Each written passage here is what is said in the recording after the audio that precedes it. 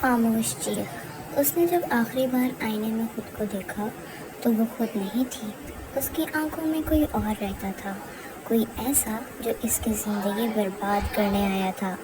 بارش کی ہلکی بوندیں کھڑکی سے ٹکرا رہی تھی۔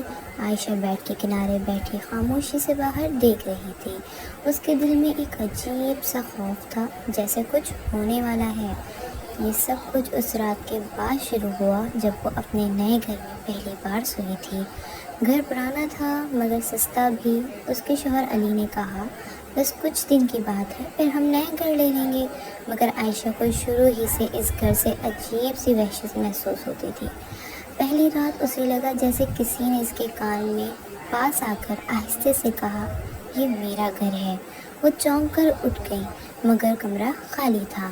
اگلے دن اس نے علی کو بتایا مگر اس نے ہنس کر ٹال دیا، تمہیں وہم ہوا ہے، مگر وہم پر رات کو ہی کیوں؟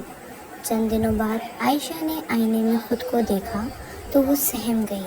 آئینے میں اس کا عکس مگر مسکرا رہا تھا، جبکہ وہ خود نہیں مسکرا رہی تھی۔ اس کے ہاتھ کانپنے لگے، یہ کیا ہو رہا ہے؟ اس لمحے آئینے میں موجود عکس نے آہستہ سے سر جھکایا اور سرگوشی کی، اب تم میری ہو۔ عائشہ کی حالت دن بدن خراب ہوتی گئی۔ وہ چیختی روتی مگر علی کو کچھ نظر نہیں آتا تھا۔ ایک رات علی کی آنکھ کھلی تو اس نے دیکھا عائشہ کھڑی ہے اندھیرے میں، اس کی طرف پیٹھ کیے۔ عائشہ، وہ آہستہ سے مڑی مگر وہ عائشہ نہیں تھی۔ اس کی آنکھیں سیاہ ہو چکی تھیں اور ہونٹوں پر خوفناک مسکراہٹ تھی۔ تم نے ایسا کیوں کیا اور تم اسے یہاں کیوں لائے؟ ایک بھاری سی آواز اس کے گلے سے نکلی۔ علی کا جسم سن ہو گیا۔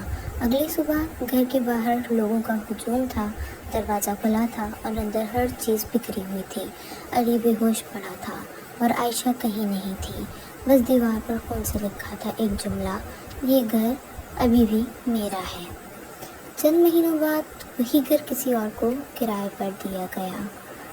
نئی لڑکی جب گھر کے اندر آئی تو اس نے مسکرا کر کہا کتنا خوبصورت گھر ہے، اور آئینے میں عائشہ کھڑی تھی۔